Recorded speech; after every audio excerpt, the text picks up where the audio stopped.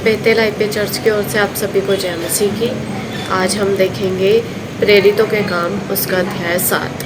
इसमें हम देखते हैं स्तिफनुस का भाषण। यहाँ पे क्या है, स्तिफनुस लोगों को भाषण दे रहा है और उसमें वो एक वचन बताता है मूसा के बारे में। वहाँ पे लिखा है कि स्तिफनुस ने क्या है, मूसा के बारे में बताया कि मूसा क्या था, वचन और कर्म दोनों में स्थिर था और सामर्थी था। मूसा को सारी विद्या मिस्र की पढ़ाई गई थी, क्योंकि जब मूसा को क्या है नील नदी में छोड़ दिया गया था तो फिर उनकी बेटे ने उसको अपना पुत्र करके पाला था। उसको क्या है सारी मिस्र की विद्या पढ़ाई गई थी, लेकिन फिर भी उसने क्या है बड़े होकर फिर उनकी बेटी का अपने आप को उसको अपनी माँ मानने से क्या है उसने इनकार किया।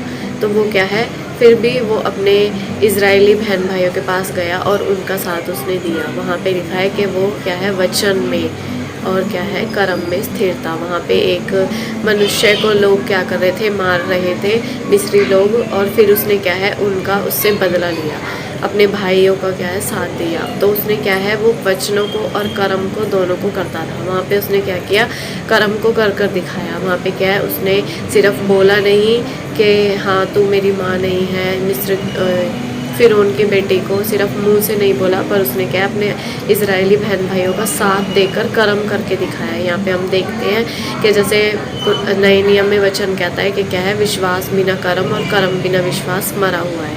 तो इस वचन से हम ये सीखते हैं कि हम भी क्या है विश्वास अगर हम करते हैं तो हम सिर्फ मुंह से कहने वाले नहीं, पर अपने कार्यों से दिखाने वाले भी बने।